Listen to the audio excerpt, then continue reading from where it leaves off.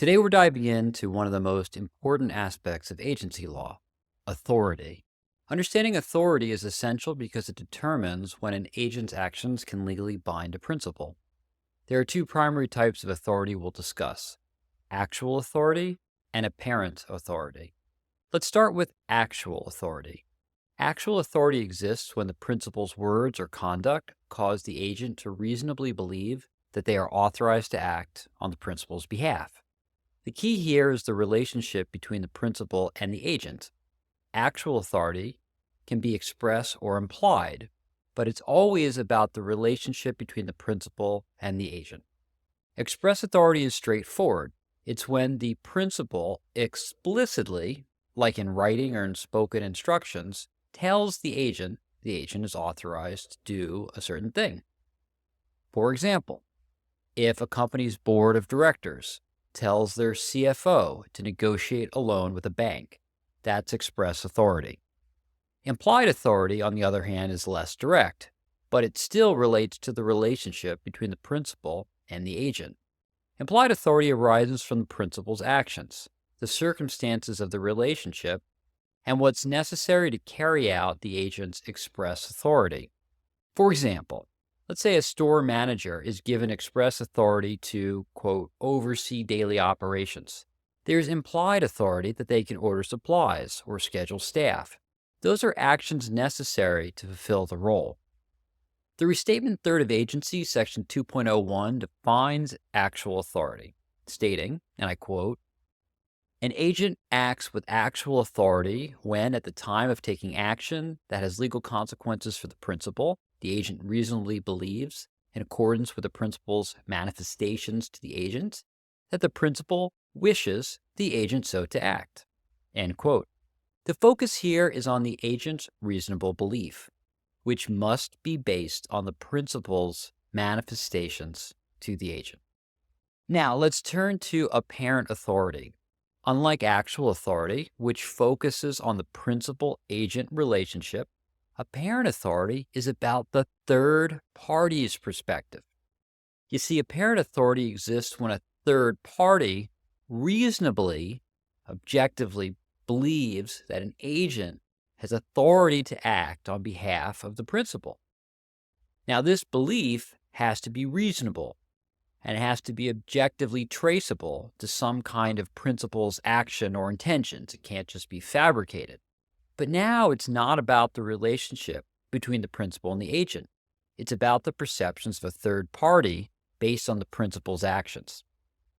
So, imagine a salesperson who regularly negotiates contracts for their employer.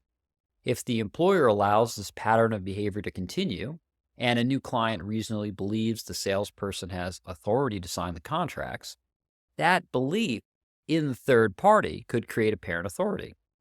Even if the employer secretly told the salesperson not to sign the contracts, that's a termination of express authority. But the client, the third party, still has reasonable reliance on the employer's outward manifestations, which could bind the employer to the agreement, which is why notice of termination of authority is sometimes necessary.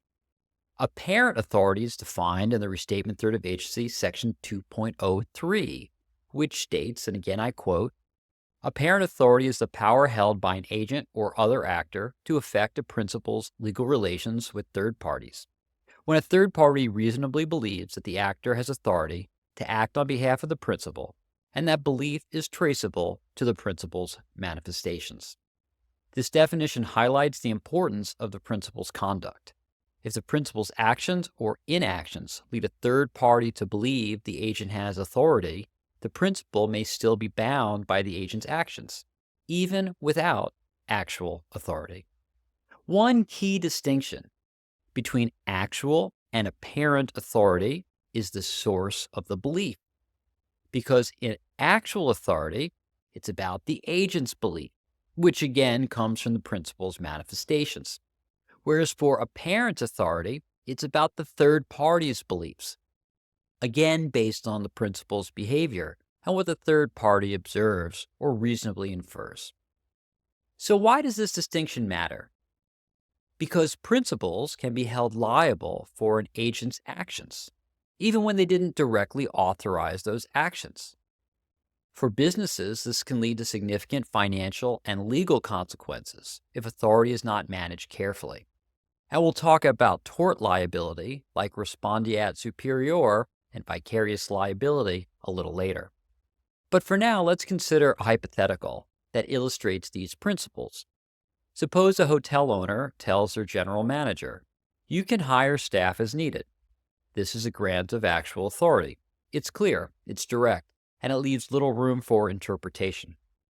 Now, let's say the general manager regularly negotiates vendor contracts for cleaning supplies, and the owner knows about this but never intervenes.